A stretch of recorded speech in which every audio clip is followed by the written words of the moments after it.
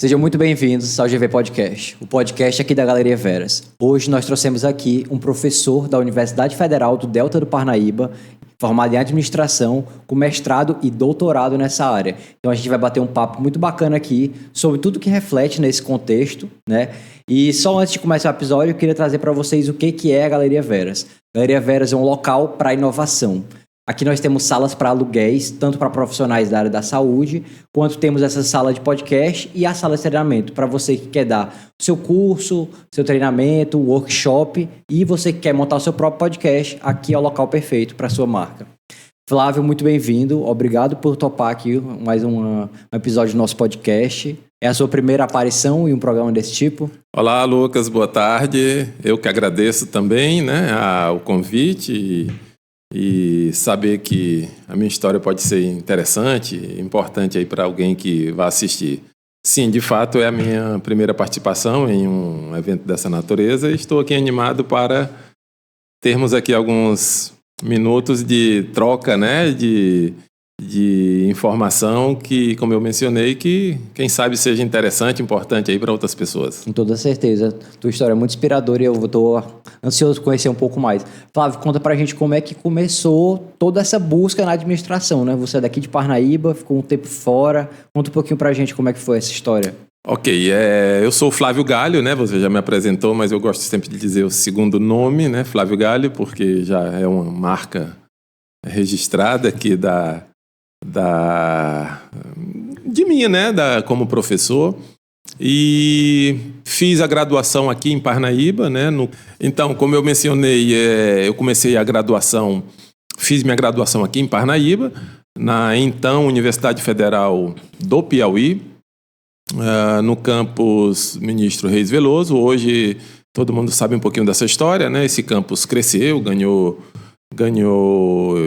identidade própria e se tornou a nossa Universidade Federal do Delta do Parnaíba. Então, eu fiz a graduação, como eu mencionei, aqui em Parnaíba. Finalizei essa graduação em 1999, acho que sim, 99. E depois saí, fui para outras cidades e retornei para o Piauí para assumir esse trabalho na Universidade Federal do Piauí, ainda na cidade de Floriano. Mas aí já vim tendo feito mestrado também na área de administração e uma especialização lato sensu na área de recursos humanos, que é uma área que eu também trabalho, já trabalhei em empresas e também na área acadêmica. Então vim aqui para o Piauí, posteriormente fiz doutorado na área de administração e sempre tentando vir aqui para a minha cidade natal, colaborar aqui com os conhecimentos que a gente vai adquirindo, ao longo dessa caminhada. Não são muitos, mas são valorosos, são muitos. Não pode dizer que não é. O cara com doutorado não tem pouco conhecimento. Obrigado. Mas é isso mesmo. Então eu fiz comecei esse movimento de tentar vir para Parnaíba. Hoje eu sou um professor aqui da Universidade Federal do Delta do Parnaíba, na modalidade de sessão, Existe aí um regulamento dentro da área acadêmica federal, da área da docência do ensino superior federal, que permite essa sessão. Então, estou aqui colaborando na Universidade Federal do Delta do Parnaíba, no curso de administração, e também, recentemente agora, ingressei no programa de mestrado em administração pública, é o Profiap, é um programa que funciona em rede com várias universidades do Brasil inteiro, universidades federais do Brasil inteiro, que aderem a este programa, e o programa, então, ele é conduzido de uma forma semelhante em várias instituições federais do Brasil. Flávio, foi quanto tempo mais ou menos que tu ficou fora de Parnaíba? Eu fiquei fora entre o final de 1999, dá para se dizer no início de 2000, Mas na verdade foi um pouquinho antes, acho que mês de outubro, novembro, logo que eu me graduei.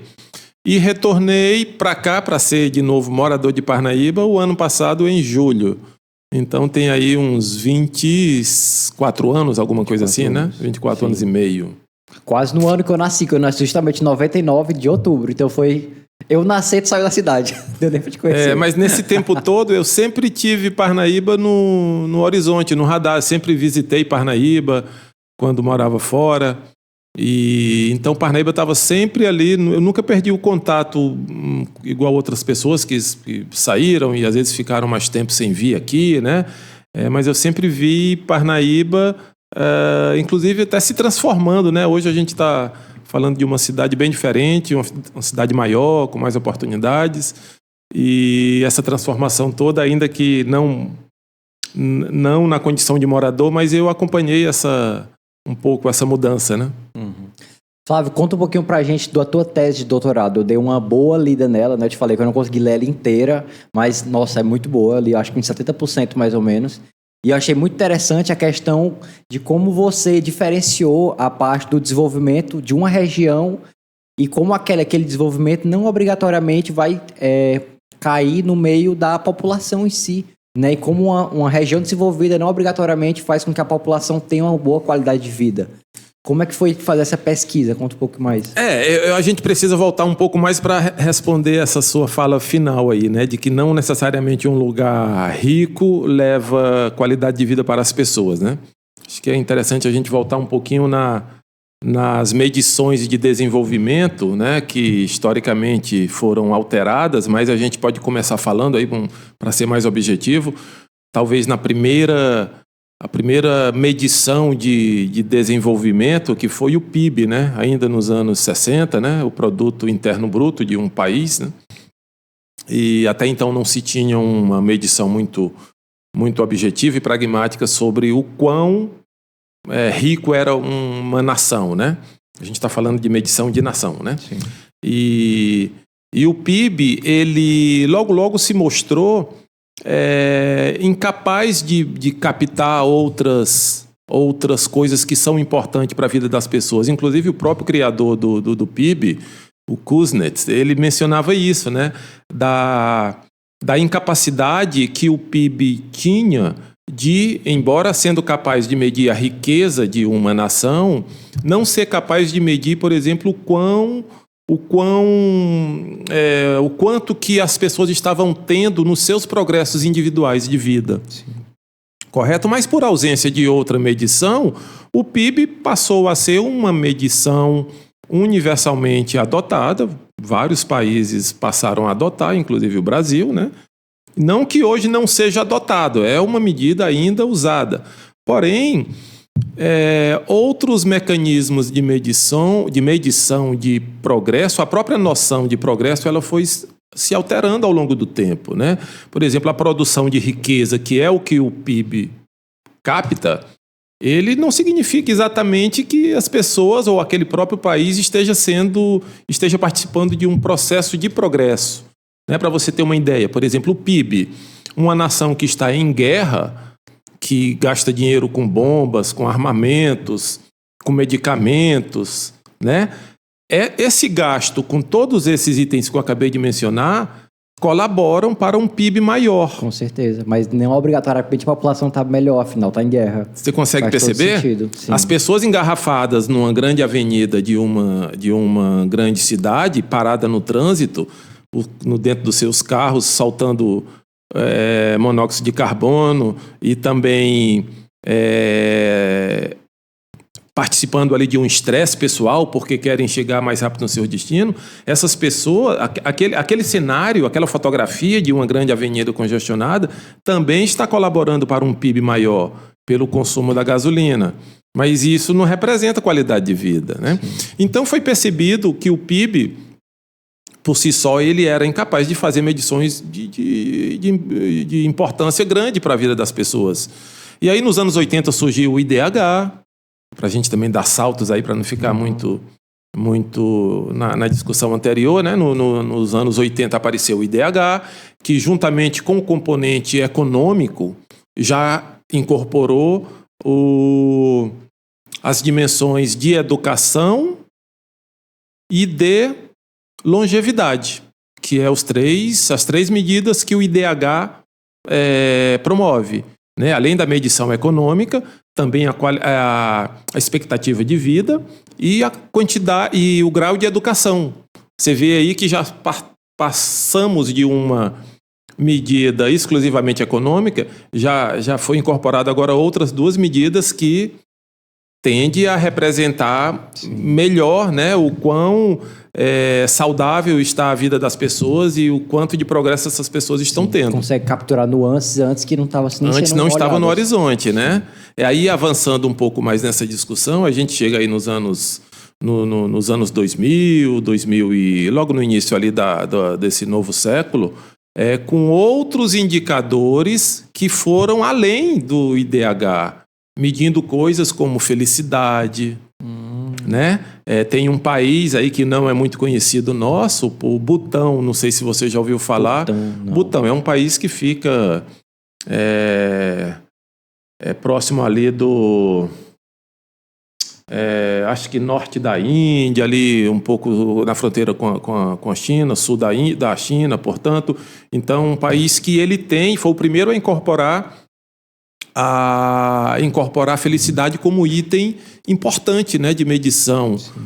Então, você percebe que medir o quanto que as pessoas estão tendo progresso não é fácil, né? Não é nada tão simples assim quanto se imaginou que o PIB, por exemplo, fosse capaz de fazer, né? O PIB é uma medida objetiva, então produzir tanto de riqueza e, portanto, eu sou mais rico e presume-se que as pessoas daquele país mais rico, então, têm uma qualidade de vida melhor, né? Outra incapacidade do PIB, também ela diz que nós dois temos R$100, mas ela não diz que 99 pode estar com você e 1 comigo.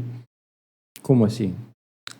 A desigualdade, eu estou falando da desigualdade econômica. De fato. Né? Porque só está medindo o que está presente ali no país. O que está presente, mas ele não está espalhado. Exatamente, ele não diz aonde está essa riqueza. E também não fala sobre poder de compra.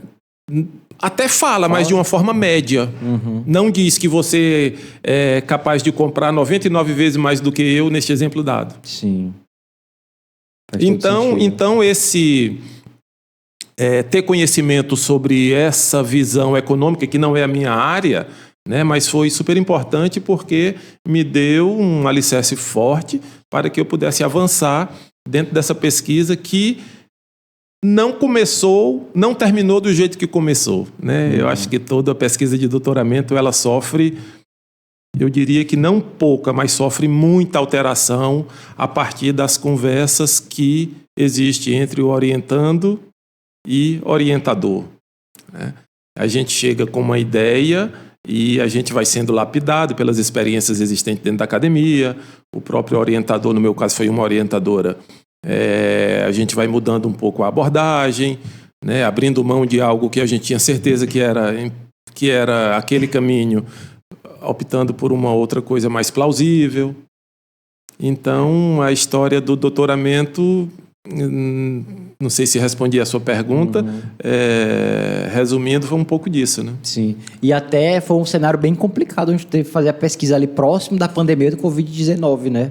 Sim, inclusive a pesquisa ela tinha uma sustentação quantitativa e qualitativa na sua versão, eu não diria a versão original, mas a versão de qualificação. Quando eu fiz a qualificação, ainda não vivíamos o cenário pandêmico. Então, na qualificação, é mais ou menos quando você prepara tudo e diz, beleza, foi aprovado, né? Uma banca de professores avalia aquela proposta apresentada e sinaliza como, claro, evidentemente fazendo algumas correções, mas, no geral, sinaliza dizendo, ok, está no ponto de transformar essa versão em um produto finalizado, né? Vai para o campo, botar em prática isso que foi estruturado, né? Como se fosse isso, né? Então, a versão da qualificação, ela se alterou para a versão da defesa por conta deste cenário. Como eu mencionei, a pesquisa na versão da qualificação, ela tinha uma sustentação qualitativa e quantitativa. E a parte quantitativa eram questionários que eu ia aplicar, e não eram poucos, era em torno de 200 questionários, coisa de louco. Quando eu falo isso, muita gente diz, você vai ter condições de fazer isso, né? Quando eu falava na estruturação. E sim, eu já estava preparado para isso, inclusive com apoio de de uma empresa, de uma equipe de profissionais que eram especialistas em aplicação de questionário, né? Então, eu via como exequível este plano, né? Mas aí o cenário pandêmico apareceu na nossa frente e estes questionários se tornaram inviáveis pela situação de isolamento social que a gente passou a viver em pouco tempo. Correto? Então eu tive que migrar, meio que a toque de caixa, de uma perspectiva qualitativa e quantitativa para uma perspectiva apenas qualitativa. E que, no final, eu posso dizer que acabou sendo muito melhor, porque quando você fala em pesquisa qualitativa, você está mergulhando muito mais fundo dentro do fenômeno. Com certeza, a força dos dados são muito maior. A força dos dados, o contato com o entrevistado, as perguntas, o tirar dúvida, né? Então, o pesquisador, em pesquisa qualitativa, ele, como eu mencionei, ele mergulha profundamente naquele fenômeno que ele está estudando. Então, me deu uma riqueza muito maior de dados, né? Era muito satisfatório quando eu estava analisando as entrevistas, por exemplo, entrevista de algum participante, e ouvia o áudio que eu tinha gravado e compunha aquela informação com aquilo que eu vi. Uma manifestação que o entrevistado fez, né? Um gesto que ele fez, uma negativa, uma hesitação em dar uma resposta. Tudo isso são riquezas que um questionário não é capaz de trazer. Sim. Flávio, conta um pouquinho pra gente sobre o tema da tua pesquisa, né? Porque a maioria das pessoas aqui não chegou a ler o tema. Eu tive a honra de poder ler isso a priori, você me mandou no WhatsApp, né? Mas conta um pouquinho qual que foi o tema, como que foi a escolha desse tema, por que você escolheu. O mote principal para as pessoas também que vão estar nos assistindo aqui entender é desenvolvimento regional, tá? Então, como é que uma dada região, naturalmente em atraso ou em velocidade de desenvolvimento menor do que deveria ser, como é que essa região pode ser potencializada na sua caminhada na sua caminhada desenvolvimentista, né? Como é que isso pode ser potencializado? Então, esse foi o tema principal, né? E a região na qual eu fiz minha pesquisa é uma região próxima da universidade onde eu fiz o processo de doutoramento, que é ali no ABC Paulista, né? Eu fiz na Universidade de São Caetano do Sul, na USCS, e que tem um programa de mestrado e doutorado em administração com dentro de uma das linhas de pesquisa, o desenvolvimento regional, né? E eu fiz esse doutoramento lá, e lá próximo tem uma região que é da represa Billings. É uma represa gigante, não vou saber dizer a quantidade de metros cúbicos nesse momento, né, de água existente, mas é uma represa muito grande, abastece grande parte ali da região do ABC Paulista, né? Inclusive a cidade de São Paulo, parte da cidade de São Paulo é abastecida com ele. E eu escolhi essa região por ser uma região de manancial, que ainda há pouco eu mencionei que as pesquisas, normalmente elas sofrem uma alteração em sua versão inicial, né?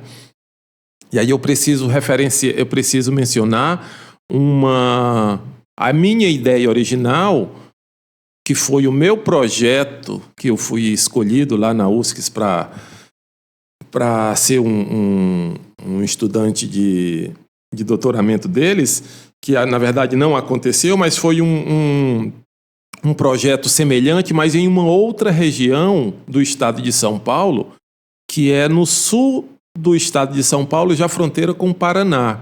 A região chamada, aliás, Vale do Ribeira. Tem um rio muito grande lá, o rio Ribeira, que que ele deságua no mar e compõe um cenário parecido com a nossa região deltaica aqui.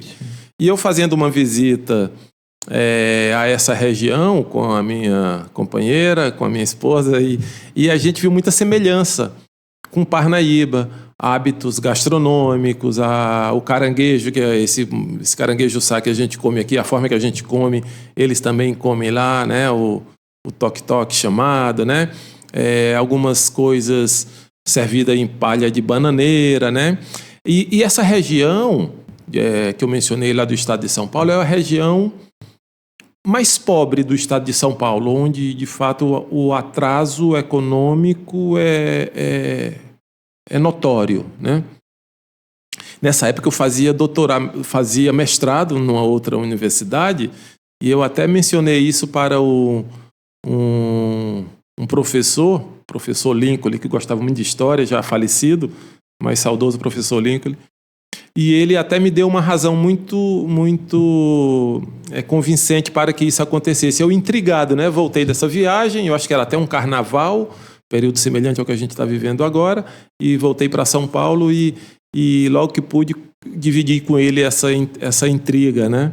Que eu estava, essa inquietação de, poxa, como é que a gente sai de Parnaíba e nem no Ceará a gente encontra hábitos tão parecidos, e eu vou encontrar isso lá no litoral sul de São Paulo, fronteira com o Paraná, ali nessa região que eu mencionei.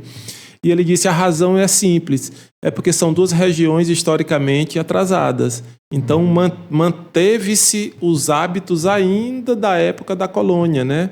Tanto na nossa faixa aqui litorânea, do Piauí, como essa lá do Vale do Ribeira. Então, é natural que, onde há pouco desenvolvimento, aconteça também pouca transformação, né, social e hábitos gastronômicos, linguísticos e tudo, né? Sim, de fato. E quando a gente para pensar sobre como que um local evolui, tipo assim, eu acho que uma pessoa leiga, ela enxerga isso de uma forma um pouco mais deturpada, talvez. Talvez ao você olhar ao crescimento até da própria Parnaíba, talvez você consiga enxergar isso de uma forma um pouco mais profunda, né? Como a gente estava falando, o que influencia de fato o desenvolvimento de uma região, sem ser só a riqueza? Afinal, a gente já está comentando sobre isso. É verdade. A riqueza não dá para a gente se separar. Eu falei de alguns indicadores, né, de medição, de progresso, de crescimento e tal. Não dá para a gente isolar, ser romântico e isolar o aspecto econômico, né? Afinal de contas, as pessoas precisam ter a sustentação, a retaguarda econômica para patrocinar os seus desejos legítimos, né, de morar onde queira morar, de se locomover do jeito que gosta de se locomover, né? Então, o aspecto econômico ele é importante, né? Mas alguns aspectos de dignidade também são notórios, né? Morar numa casa confortável, morar numa casa que não tenha umidade, e aí entram outros indicadores também, por exemplo, de mortalidade infantil, né? O IBGE, nessas pesquisas que ele faz a cada década, né? Normalmente a cada década, teve uma alteração agora por causa da pandemia, mas ele verifica coisas como isso, né? A existência de mortes por coisas que a gente nem sabe, morte infantil, mortalidade infantil proveniente de um ambiente úmido, né? E o que é isso? Normalmente são moradias que estão ali em condições indignas, né? O chão, a parede sem um revestimento, um chão também da mesma forma sem revestimento, uma casa sem saneamento básico, né? Então, a saúde é um item importante, né? Não dá para se separar a qualidade de vida com saúde. São duas coisas que andam junto, né? Então, ter renda, sim, você tem razão quando fala disso, mas outros quesitos, como eu mencionei, a saúde, outras coisas também super importantes que, inclusive, no Brasil tem sido bastante importante nos últimos anos, vamos dizer assim, o direito das pessoas de serem do jeito que são, de quererem manifestar os seus desejos do ponto de vista religioso, do ponto de vista político, né? Do ponto de vista de orientação sexual, sem que isso seja um problema, sem que isso suscite alguma ação de preconceito, né? Então, tudo isso representa qualidade de vida. E por coincidência, eu não sei se você está fazendo essa pergunta, provavelmente sim, porque viu coisas parecidas na minha pesquisa, a gente investigou isso, né? A capacidade de as pessoas serem autênticas, né?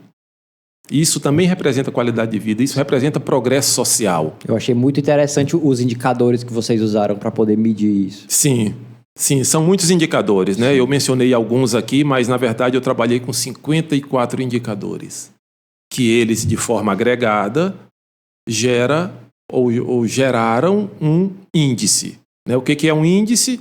O índice é um agregado de indicadores. Ainda há pouco eu mencionei o IDH. O que é o IDH? É um agregado de 3 indicadores. Medição econômica, medição de educação e medição de longevidade de vida, né? No caso da minha pesquisa, eu trabalhei com 54 indicadores.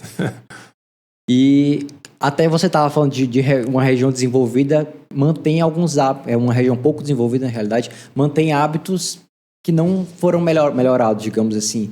E isso eu acho que suscita e casa muito bem com isso que você está falando, da quantidade de pessoas que conseguem de fato se expressar ali numa região. Às vezes uma região pouco desenvolvida, não só monetariamente, mas pouco desenvolvida de fato, as pessoas mantêm hábitos como era antigamente.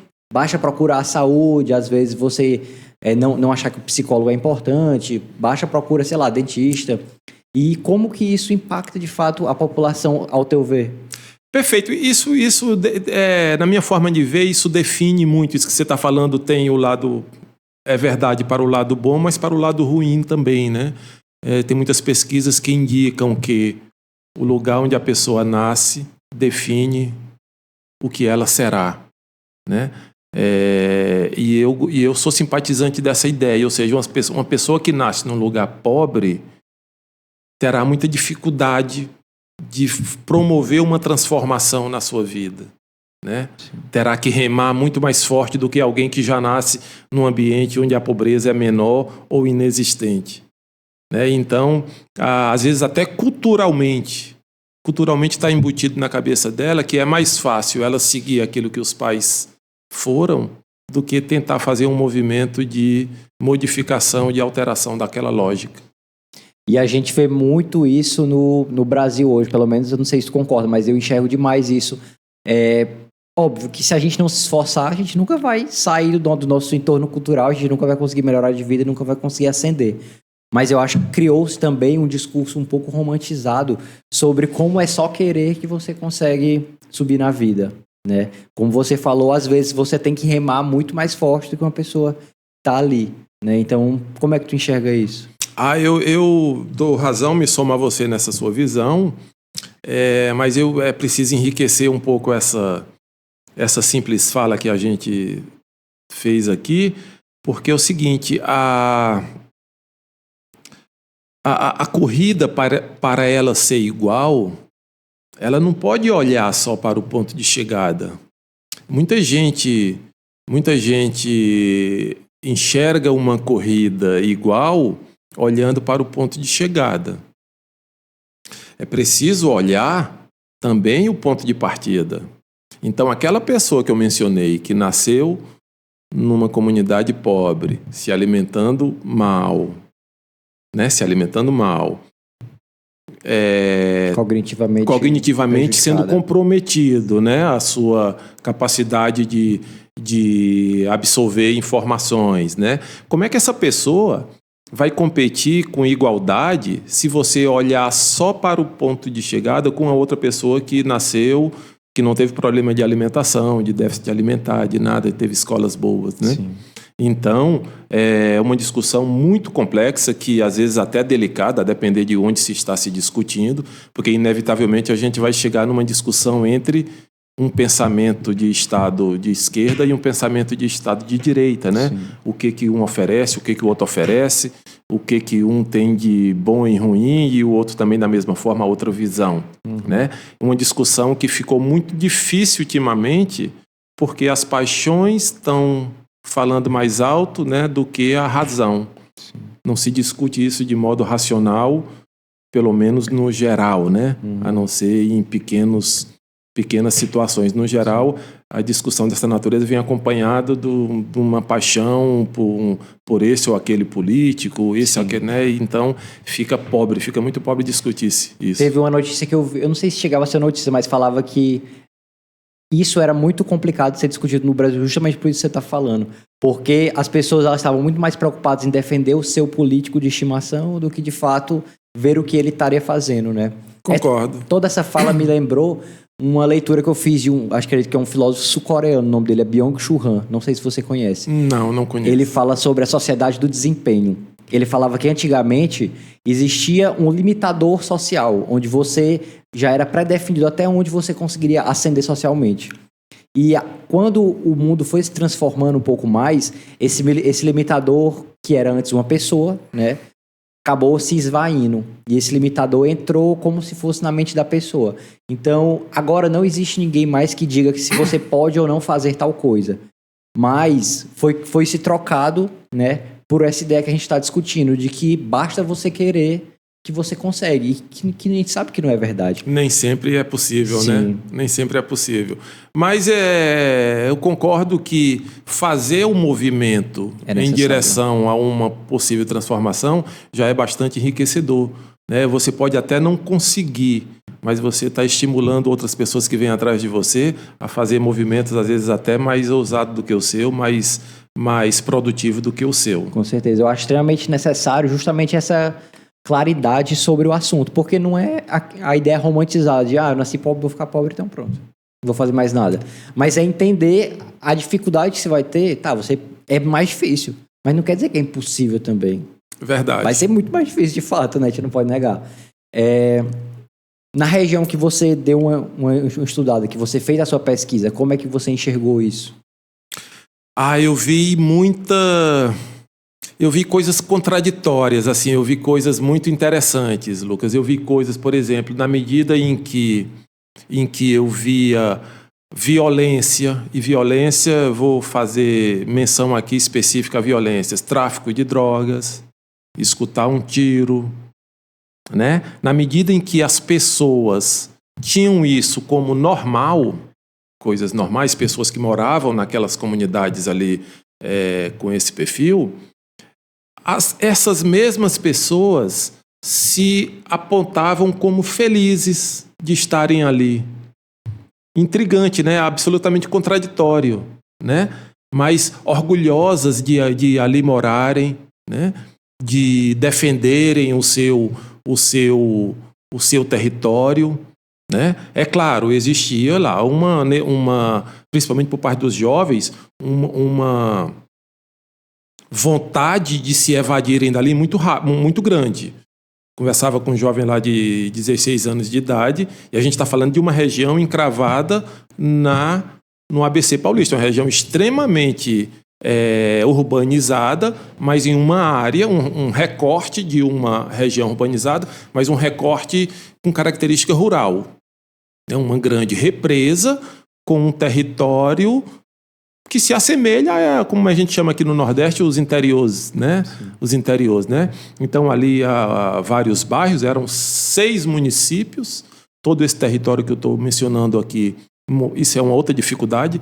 Mais para frente, se for o caso, a gente conversa um pouco sobre isso. Mas foram 6 municípios que cobriam esse território que eu fiz a investigação. Né? Alguns mais urbanos, outros mais com característica rural.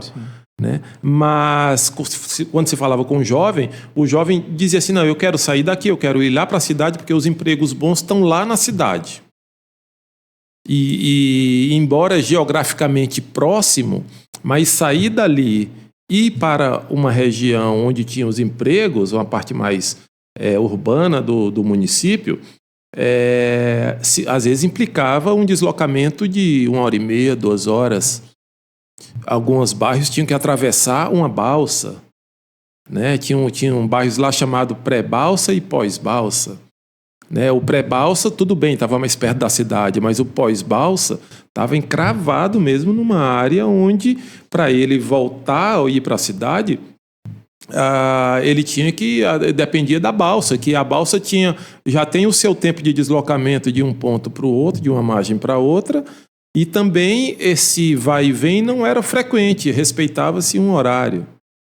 Aí veja que tudo isso também é um componente dificultador para chegar uma ambulância, para resgatar uma pessoa que está emergencialmente precisando, para chegar uma viatura da polícia, né? Que em alguns bairros não tinha posto fixo da polícia. Então, se tinha um evento que precisasse da segurança pública, nem sempre chegava com rapidez, às vezes nem chegava, né? O ambiente perfeito para um pequeno caos se instaurar. Sim, né? Exatamente. Mas ainda assim, encontrei pessoas felizes e orgulhosas, como eu mencionei, orgulhosas de serem o que eram, né? Serem o que são. Hoje a gente não olha tanto para o lado da felicidade. Hoje a gente, até da psicologia, né, é falado sobre o bem-estar subjetivo, que é justamente o que você falou. Esse medidor, ele é subjetivo. Então, uma pessoa que sempre morou ali, talvez, ele tem uma sensação de bem-estar que uma pessoa que talvez veio da cidade e foi para lá por algum motivo, não teria. Não vai enxergar. Não vai enxergar. Verdade. E isso aí que você me falou só me remeteu ao seguinte: ao mesmo tempo ele estava tão perto da cidade e ao mesmo tempo eles estavam tão longe, porque era tão dificultoso eles saírem dali, né? E ao mesmo tempo que os jovens têm essa ideia de os melhores empregos estão na cidade grande. Por mais que não chegue a ser mentira, hoje a gente vê um pouco dessa ideia sendo quebrada por essa era da internet. Então, antigamente, sei lá, 10 anos atrás, a gente via muitas pessoas indo para a cidade grande em busca de empregos melhores. Hoje a gente vê muitas pessoas com empregos justamente que a internet possibilitou, indo para uma cidade pequena para ter uma qualidade de vida melhor. Tomara que você tenha razão, que essa realidade esteja acontecendo lá, que eu acabei criando uma identidade muito grande lá com o local. Tive muito carinho em fazer o trabalho que foi feito lá. Visitei muitas vezes, fiz rodada de conversa com a comunidade. Então, enfim, não se passa em branco por um período por uma etapa como essa, né? Então, saí de lá bastante vinculado com o território onde eu fiz essa pesquisa. E tomara que você tenha razão lá com relação a isso, que muitas pessoas estejam tendo oportunidades, permanecendo morando lá. Quanto tempo que você demorou para poder realizar a pesquisa inteira? A pesquisa... Bom, é difícil essa sua pergunta, porque a pesquisa inteira começa na medida que você lê o primeiro artigo, né? Uhum. Mas a pesquisa, a parte de campo, eu não vou saber lhe responder, mas acredito que teve também uma pausa na minha pesquisa, que foi um evento familiar bastante doloroso. Meu irmão adoeceu, acabou partindo, não resistiu à doença. E isso naturalmente me deu ali uma janela de inatividade, né? Durante, acho que 4 meses, né? Então, eu acabei pedindo prazo lá para aumentar um pouco. Então, foram 4 meses que eu não fiz absolutamente nada, né? Entre novembro de um ano e março do ano seguinte. Acho que foi isso. Uhum. Mas aí, depois de março, a pesquisa já tinha boa parte andada já. Mas eu não vou saber te responder o quanto tempo demorou desde o dia que eu fui para o campo e até o dia que eu concluí a pesquisa. Eu não tenho de cabeça essa resposta. Flávio, quando tu observa o desenvolvimento aqui da própria cidade, junto com todo esse estudo que você teve, tu enxerga alguma coisa de diferente? Não só no potencial de crescimento ou no quanto ela cresceu? Bastante. Por exemplo, uma coisa que a gente está tendo aqui na nossa cidade é o incremento ali da estrutura do aeroporto, né?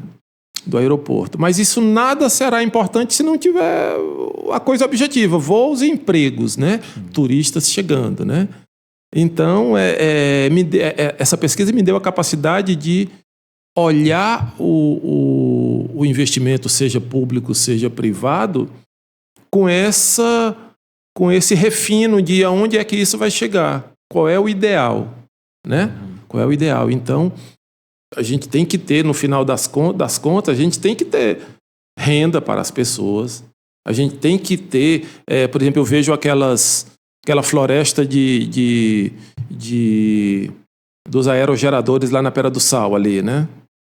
Um monte, não sei quantos tem ali, eu acho que para mais de 40, se for ver, eu acho que 50 para mais ali, né? Aí eu fico me perguntando, quem é que está se beneficiando com aquilo? Será se aquela comunidade ali, economicamente frágil, né? historicamente estagnada, eu frequento Pedra do Sal desde quando eu era pequeno, né? Vi pouca transformação lá. Eu também. Não é? Uhum. Então, onde é que essa comunidade está se beneficiando?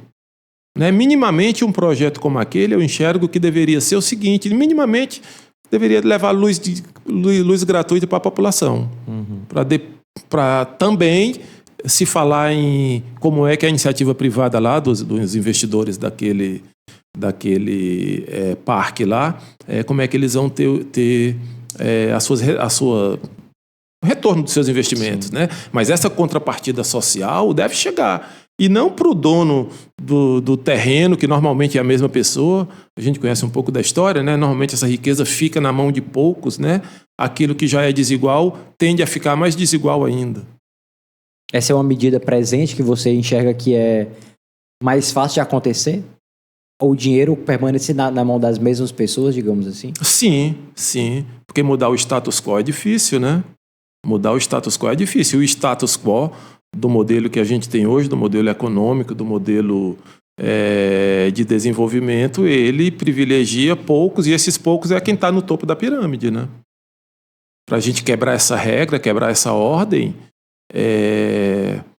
a gente vai entrar numa outra discussão, né? O quanto que tem que ser através de uma mão forte, e essa mão forte é o governo, e aí a gente vai discutir, e aí podemos até entrar noutra discussão, mas não sei se é bem o objetivo, de discutir se o governo tem o direito ou não de interferir em coisas que alguns dizem que não, é o próprio mercado que regula, né? Que é um pensamento de direita. Sim. O pensamento de esquerda diz, não, o governo ele tem que regular, ele tem que interferir quando for necessário. Né? O pensamento keynesiano de Maynard Keynes, né? Que já é nem tão esquerda, nem tão direita, mas ele fala isso, o Estado ele tem que intervir quando for necessário, né? Para não trazer aqui a discussão meramente esquerda e direita, mas o Maynard Keynes ele fala isso, né? O pensamento keynesiano, o Estado entra quando for necessário em vários outros setores que não apenas educação, saúde e segurança, qualquer outro setor. Sim. Até onde essa briga de poder, você acha que, não digo brinca, né, mas flutua entre até chegar no ambiente ideal, onde as pessoas conseguiriam ter e morar num ambiente bem desenvolvido e ter os frutos daquele ambiente? Não entendi a sua pergunta, você pode repetir? Sim. Por favor. Até onde o governo, às vezes, impede que uma certa população consiga de fato se desenvolver? Bom, o governo, não resta dúvida, a gente está debaixo do guarda-chuva dele, né? Não dá para a gente ser um marginal e começar a desrespeitar as regras colocadas pelo governo, né?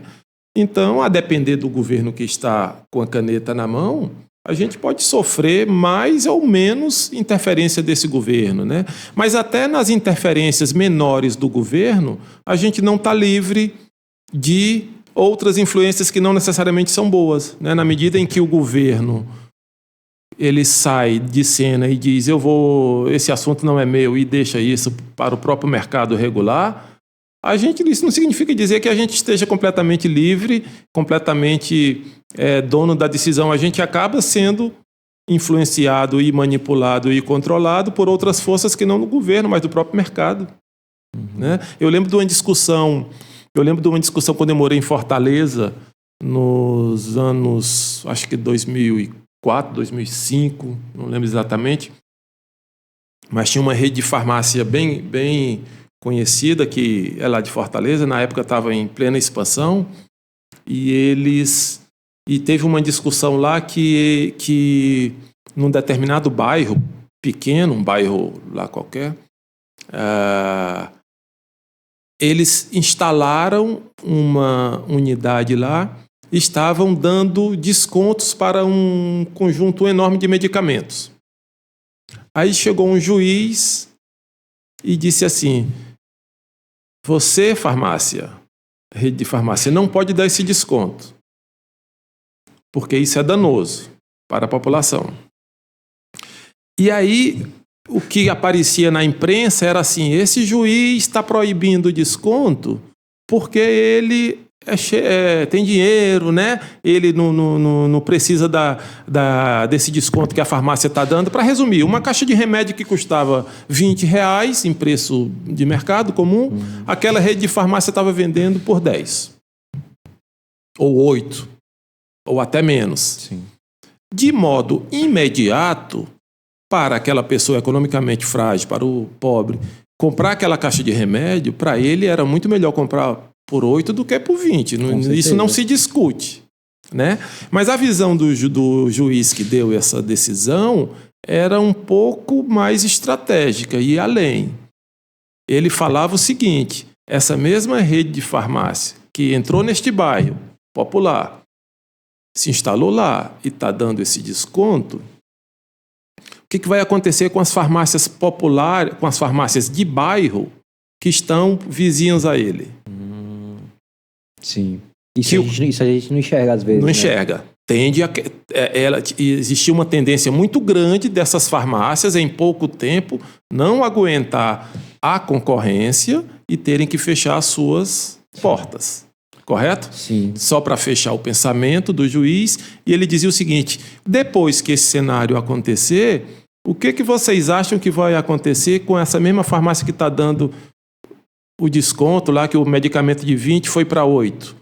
Quando essa rede de farmácia se vê sem concorrente, o que vai acontecer? O preço sobe. Ela vai subir o preço de novo. E a população só foi ajudada num certo ponto. Num certo momento, aquela renda, aquela família que tinha sua subsistência baseada naquela farmácia, não tinha mais aquilo. Então, no geral, aquela prática de desconto fora nociva e não benéfica. E às vezes a gente enxerga só o momento atual, né? Momento atual. Sem enxergar o que aquilo está impactando de fato na população. Perfeito. E às vezes a gente acha que aquilo de fato é bom, né? E o quanto um pensamento um pouco mais diretivo, digamos, né, sem olhar todo o contexto, acaba prejudicando o local. Porque eu imagino que a população não ficou calada e não fez pouco movimento enquanto a isso. Sim, era uma revolta muito grande com o juiz lá a retórica era essa: ó, o juiz é cheio do dinheiro, ele está proibindo porque para ele não faz diferença nenhuma baixar de 20 para 8, de 20 para 10, mas para a gente faz. Porém, existia esse argumento aí que eu super concordo e faz sentido e comungo do mesmo. Sim. E às vezes eu acho que entra até naquela mesma discussão que a gente estava tendo sobre o quanto às vezes o governo, nesse caso aí foi o juiz, né, que ele entrou diretamente para poder impedir, mas o quanto às vezes uma decisão que a gente acha que não é benéfica para a gente, na realidade está sendo. Porque poderia trazer algo muito pior. Quando a gente ainda há pouco falava de governos de esquerda, governo de direita, eu sou uma pessoa que eu tenho uma simpatia muito grande para as ideias de esquerda, né? Não nego isso a ninguém, né? Apenas não entro em discussão rasteira, né? A discussão, para eu entrar numa discussão dessa, tem que ser num ambiente que favoreça uma discussão, digamos assim, de mais qualidade, né?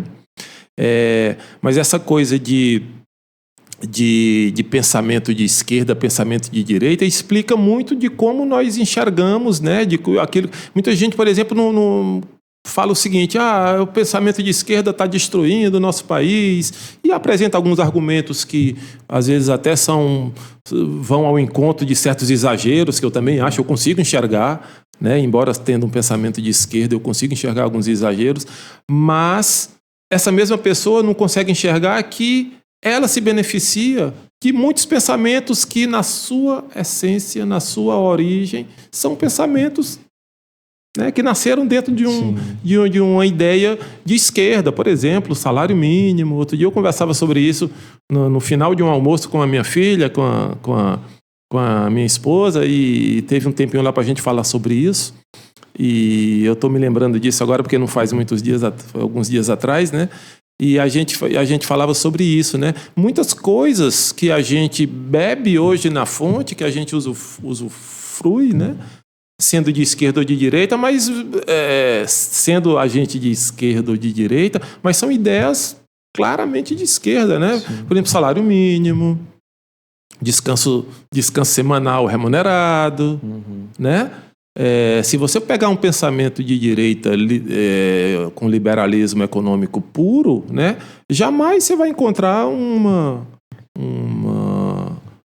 alguém defendendo, ou pelo menos vai diminuir bastante o contingente de pessoas que defendem isso que eu acabei de mencionar, esses direitos, né? Com certeza. E aí uma coisa que eu estava conversando com a sua esposa hoje, inclusive, é que é muito interessante como nem sempre um país ou uma região que produz muito algo consegue, de fato, usufruir daquilo com a melhor qualidade. Por exemplo, a gente vê hoje o Brasil, um dos maiores produtores de café, está alta do café. E o café está alto, né? Sim. O meu pai trabalha com venda de castanha, então ele compra castanha de pequenos e médios produtores e vende para a fábrica. Mas as melhores castanhas que a fábrica adquire não ficam no Brasil. As melhores castanhas vão para fora do Brasil. A gente tem um exemplo bem clássico disso, que é o caranguejo, né? Os grandes caranguejos estão em Fortaleza, né? Se você for lá numa cidade do sul do país perguntar qual cidade do Brasil é a cidade do caranguejo, é Fortaleza, né? Vamos dizer, é Fortaleza, lá que se come bons caranguejos, né? Mas o caranguejo, grande parte daqueles caranguejos saem daqui, né? Então, por que não ficar aqui, né? O poder econômico, ele tira... Eu não digo que ele tira, né? Porque eu acho que tirar poderia entrar num contexto negativo.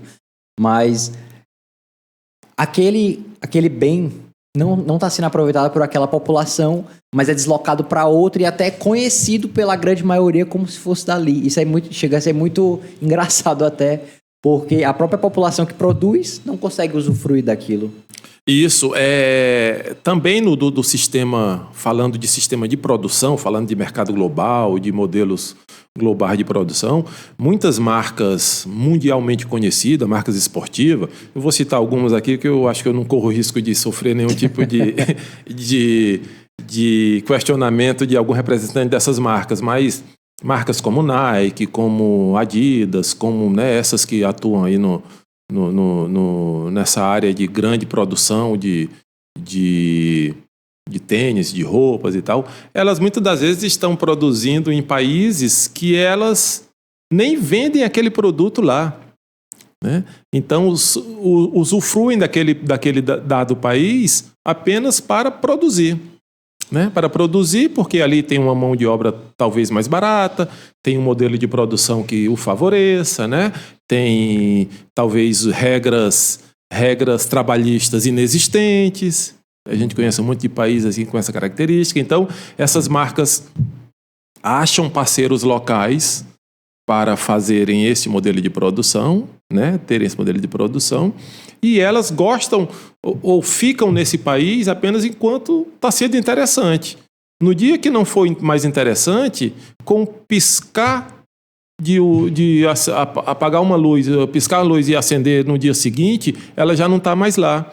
Porque, inclusive, o parque industrial nem dela é de um parceiro local. Sim. É algo bastante complexo quando a gente para pensar, né? Porque eu acho que isso se refere justamente, casa muito com a ideia do juiz que você falou. Ao mesmo tempo que a empresa está lá, ela promove um pequeno, quase para não dizer nulo desenvolvimento, porque as pessoas estão tendo emprego, mas se ela saísse, às vezes a gente não consegue mensurar se seria melhor ou pior. Sim, porque de fato, enquanto elas estão lá estão levando renda para aquelas pessoas. É uma discussão muito que no Brasil já teve em outro momento, entre uma encruzilhada que o Brasil se viu nos anos 70, eu me desenvolvo ou eu protejo o meio ambiente? Né? Na prática, o que é mais importante? É eu ter esse ecossistema preservado para daqui a 30, 40 anos, ou eu penso no meu ganha-pão de hoje? Teve um caso, inclusive, acho que foi o primeiro caso de uma empresa norueguesa chamada, eu acho que Borregaard, lá no Porto Alegre, ali nas margens do rio do rio. Como chama aquele rio lá que corta Porto Alegre? Bastante conhecido, esqueci agora, mas uma empresa que trabalhava com celulose que poluiu gigantemente. Talvez tenha sido a primeira interferência do governo dizendo, opa, desenvolvimento sim, mas não a qualquer preço. Sim. Né? Como chama o rio? Agora esqueci. Eu também não lembro. Mas eu acho que a gente viveu aqui no Brasil uma coisa muito parecida com essa. A gente não pode negar que a Shein, por exemplo, né, e o AliExpress eram produto de compra de uma parte da população muito grande, que não conseguia adquirir aquele bem, aquele serviço, geralmente era um bem, né, que era um produto, localmente ou até no próprio Brasil, e foi dificultado, né? Não digo que foi proibido, porque a gente ainda consegue comprar, só que com uma taxa que às vezes não compensa. E às vezes a gente olha para isso e vê só como algo bom e ruim. E eu gosto de acreditar que nem toda decisão ela é boa ou ruim. Ela é sempre os dois, ela nunca pode ser uma só. Então, de fato, para a população naquele momento pode ser ruim porque ela está dificultando um pouco mais a compra, mas favorece o comércio local. Isso. É isso mesmo, é isso mesmo. É que a gente se acostumou eu digo a gente no modo geral, mas se acostumou a ter discussões muito rasas, né? Discussões muito superficial sobre qualquer tema, né? Então a gente perdeu, ou parece estar perdendo essa capacidade de discutir, de discordar, mas caminhar numa conversa civilizada, né? Inclusive aprender ou ver o que é aquela opinião que eu não concordo, mas será se ali tem um pontinho que eu possa aproveitar, né? A gente coloca tudo ali num pacote só e descarta tudo, ou acata tudo, e sem considerar aquilo que pode ser bom e aquilo que pode ser ruim. Sim. Você vê numa situação dessa aqui, olhando um pouco mais com o teu olhar de administrador, o que você consegue de enxergar de prejuízo e malefício dessa decisão, por exemplo? Não ligando a um governo ou outro, mas de deixar a população, dificultar ela ao acesso daquilo e ao mesmo tempo que faz o comércio local, teoricamente, girar um pouco mais. Ei, Lucas, para responder essa sua pergunta, eu também preciso mencionar um fato que eu não sei se você conhece um documentário chamado... Está na Netflix, mas ele mostra, não vou lembrar o nome agora, talvez daqui a alguns minutos eu me lembre, ele mostra chama Fast Fashion, me lembrei agora. Eu acho que é Fast Fashion. Você sabe o que significa esse termo? Sim.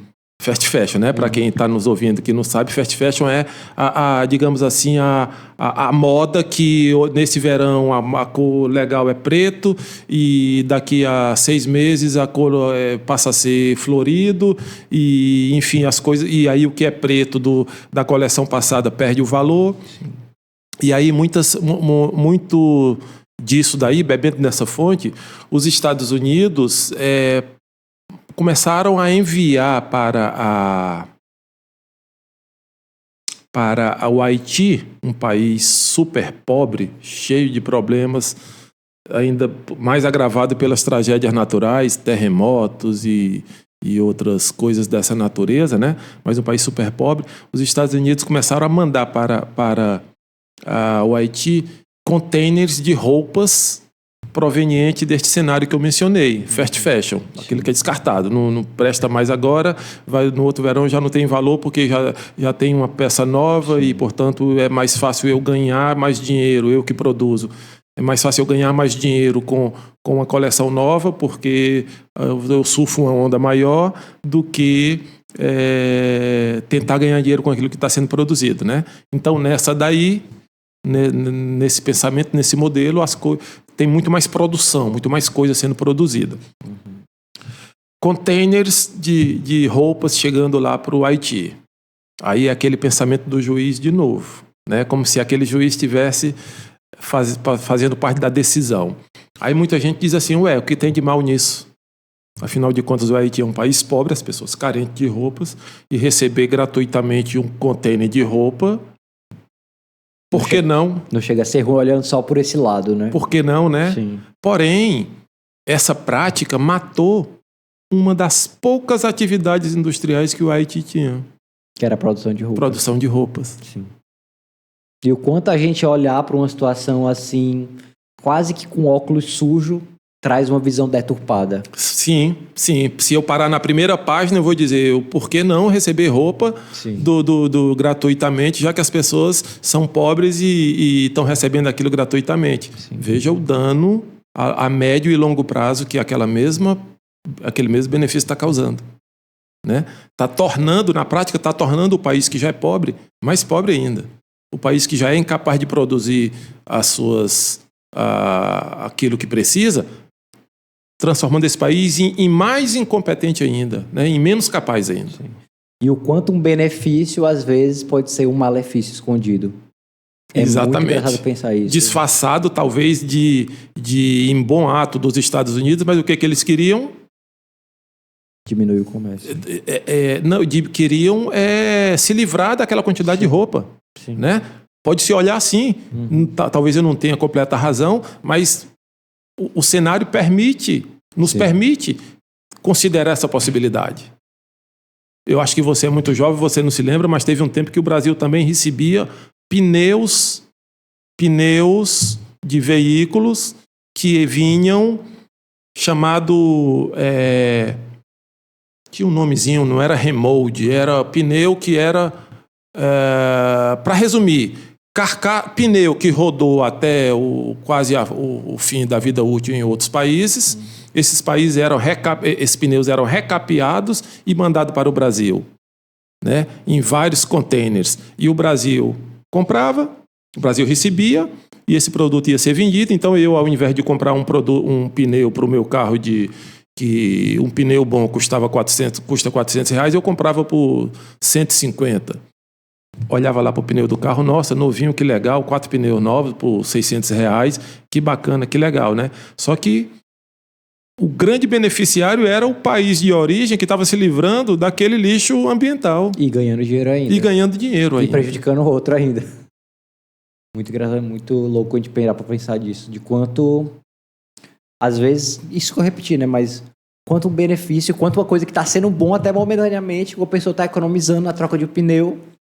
Quando se olha para uma larga escala, está sendo danoso para uma população. Exatamente, né? Para a gente não entrar aí na página seguinte, que é a qualidade desse pneu, Sim. Quanto tempo ele vai durar, né? Enquanto um pneu de boa qualidade eu rodo, sei lá, 400, 500 quilômetros, quanto eu vou rodar nesse pneu aí? E quantas vezes uma população não faz isso por escolher de fato, mas por ser obrigada a escolher, teoricamente?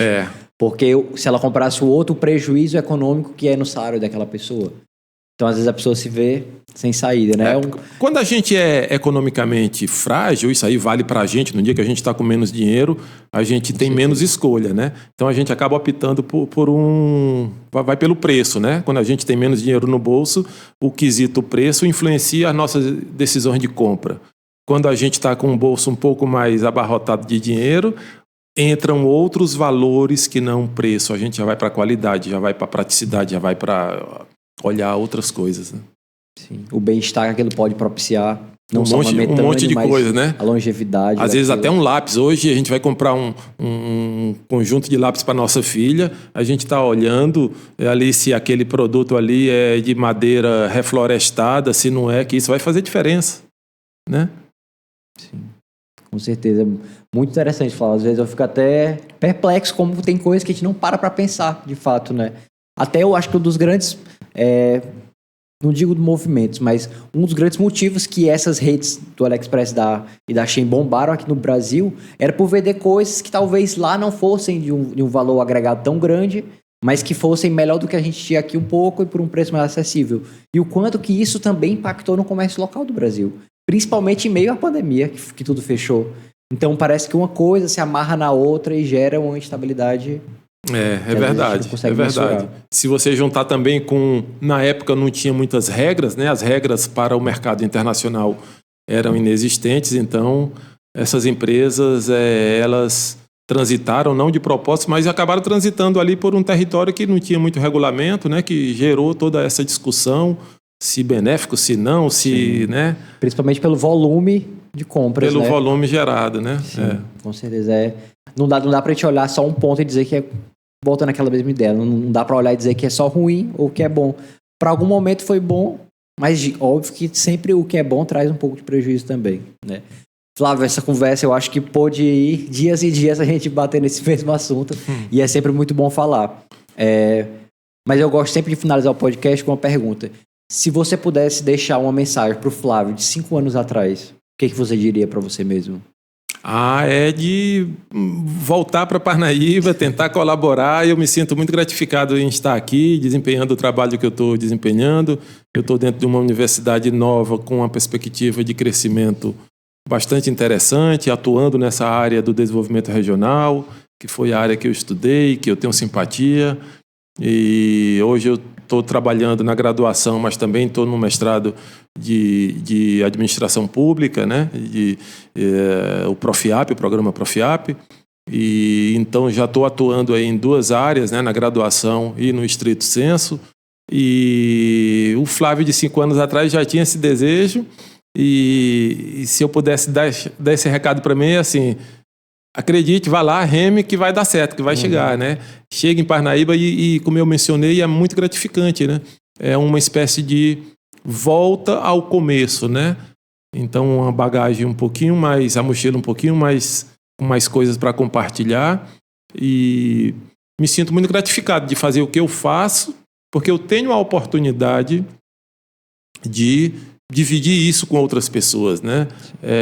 Eu acho a vida foi muito generosa comigo por me permitir isso, de diariamente, não tão diariamente assim, porque não é todo dia que eu estou em sala de aula, mas do cotidiano, estar na frente de pessoas falando. Evidentemente, alguns gostam mais, outros gostam menos, mas principalmente aquela conversa de corredor, aquela conversa no final da aula, ou aquela pergunta que o aluno faz, que a gente vê que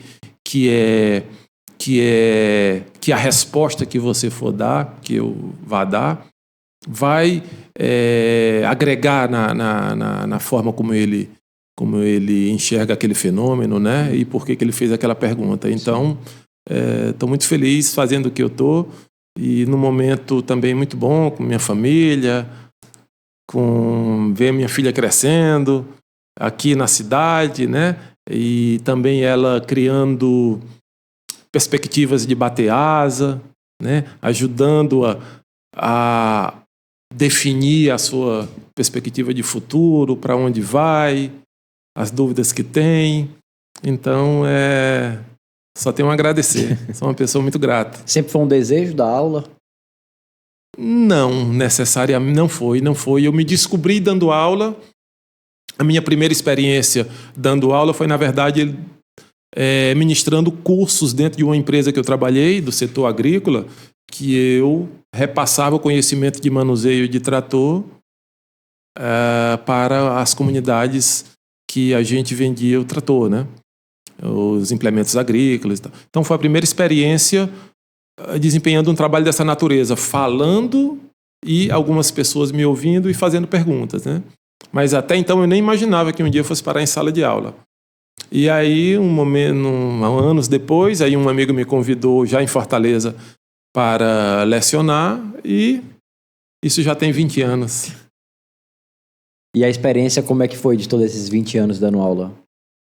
Cada dia a gente aprende mais, e cada sala de aula a gente sai mais rico. Isso é muito forte. Que bom. Flávio, muito obrigado por ter aceitado participar do podcast. Foi um episódio incrível, que eu acho que tem muito a agregar pra gente. A gente podia sentar aqui nessa mesa por mais horas e horas. Pode vir mais episódios, a gente conversar sobre algum tema específico. Mas é para poder te apresentar para o público, né? O Flávio Gálio vai começar a dar aula aqui na Universidade Federal do Delta do Parnaíba. E a gente vai ter muito a agregar por aqui, né? Muito obrigado. Obrigado a todo mundo que assistiu até aqui. A gente fica por aqui para mais um episódio. Tchau, tchau.